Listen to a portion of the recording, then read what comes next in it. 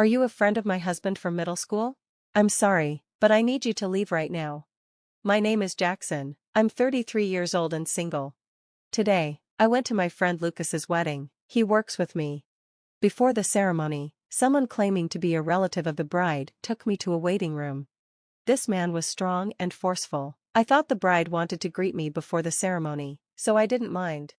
At first, I admired how polite she was, but that quickly changed to disgust. The real reason I was brought there was not to be welcomed, but to be threatened. The bride, who was in the waiting room, looked at me with a mean expression. I was shocked, but I congratulated her anyway. Congratulations on your wedding. Then, she told me to leave immediately. What? I was surprised and asked why. Her answer was rude.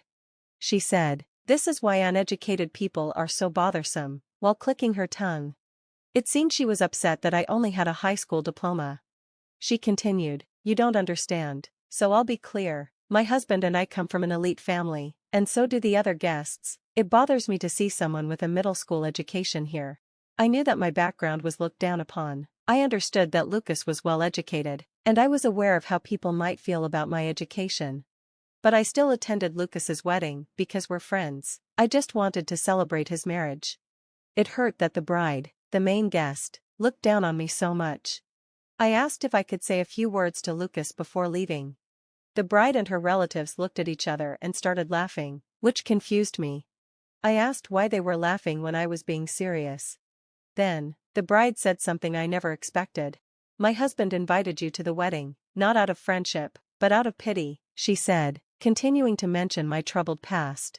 I was abandoned by my parents and raised in an orphanage, because I didn't get enough nutrition while growing up. I'm tall, but very skinny as an adult.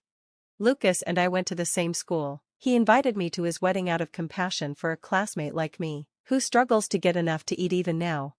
The bride thought he was trying to help me by inviting me to the wedding. I argued that this wasn't true, but she and her family ignored me. She said, "My husband's kindness can raise his status, but I can't stand having someone who only graduated from junior high at my wedding." Lucas graduated from a prestigious university and works at a large company that makes over $100 billion a year. She continued, "You say you work for the same company as my husband, but you're just a janitor or security guard. Do you think he feels sorry for you just because you were classmates? That's ridiculous." Even though we both work for the same company, which is popular and recently went public, I know there's a difference between a junior high school graduate and a college graduate. Our company hires many talented people regardless of their education, but I understand that there is still a gap between our backgrounds. No matter why he invited me, I just wanted to congratulate Lucas. I wasn't expecting anything in return.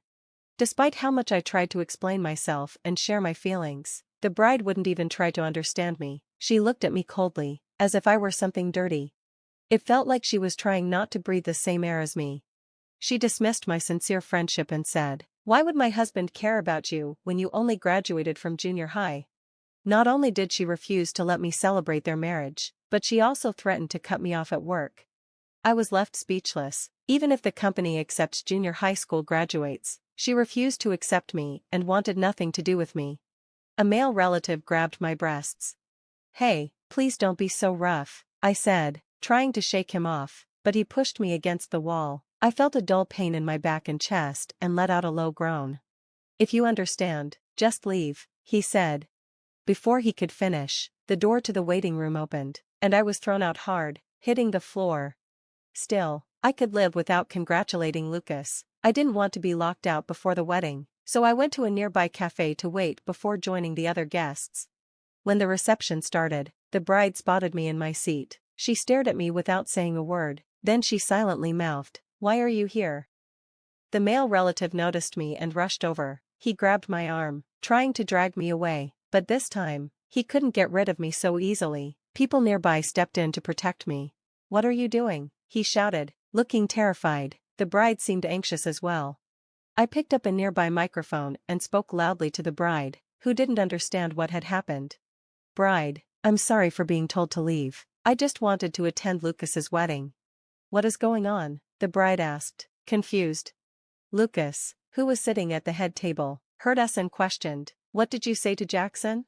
The frightened bride, under pressure, replied, Because he only graduated from junior high, it would be a bad match for both Lucas and me. I spoke to the bride, who looked dazed. I'm sorry I didn't leave, but I'll cut off my ties with Lucas. As you wish, please forgive me for this. My words shocked everyone in the room.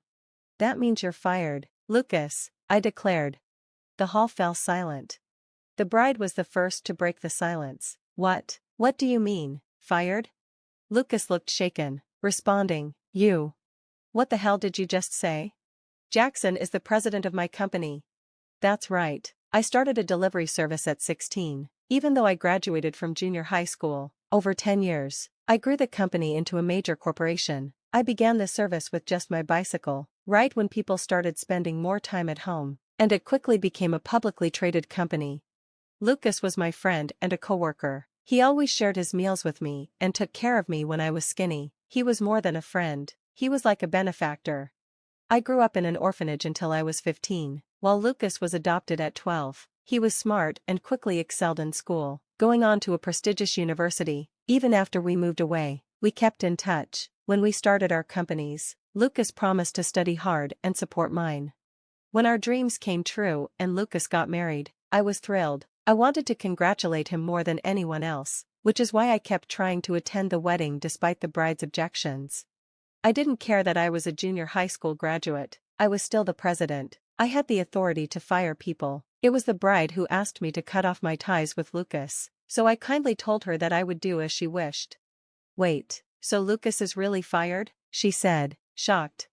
The bride, who had been frozen in place, muttered, If you're such a loser, I don't want you anymore. I'm ending this marriage. It's pointless if you're not elite and don't have a high income. It was shocking when she declared that she was breaking off her engagement with Lucas, who had just been fired. The crowd gasped at her words. Shut up, I'm the victim here, she yelled. The good terms we had before getting married suddenly vanished. This feels like a marriage scam. She demanded compensation from Lucas for breaking off their engagement. Lucas looked disgusted by her behavior. I quietly tapped the screaming bride on the shoulder and whispered, You're the one who's going to pay the alimony, you know. After saying that, I played a video recording from my phone on the projector in the hall. This recording was from the phone I had dropped in the bride's waiting room when a male relative grabbed me. I had pressed the record button as I was pushed against the wall, and the phone continued recording as I fell. The recording showed the bride being unfaithful with the male relative in the waiting room. After the ceremony started, I went back to the waiting room and found my phone lying in a corner. I was shocked by what I saw on the recording. I couldn't believe they would do something so disgraceful on such a sacred day as a wedding. I immediately reported this to Lucas, which meant he knew about the earlier firing incident. I wanted to reveal the bride's true nature. Lucas's relatives confronted the bride's relatives, but they denied knowing the man in the video. They refused to take responsibility for him. Later, we found out that the man with the bride was just an adulterer. He seemed nice and fun, but he was a loser who didn't even work. The bride wanted to live a glamorous life while having a boyfriend. She targeted Lucas, who was gentle and reserved, and pressured him into marrying her. She really was a terrible person. Lucas, who studied hard and had little experience with love, was kind and trusted people easily. I was relieved to help him see the bride's true character, especially since my education played a part in this.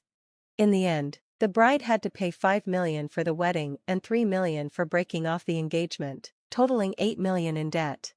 Of course, she was cut off from her relatives and humiliated. Her adulterous partner, scared of the debt, ran away. She ended up living alone in a rundown apartment, working day and night to pay off her debts.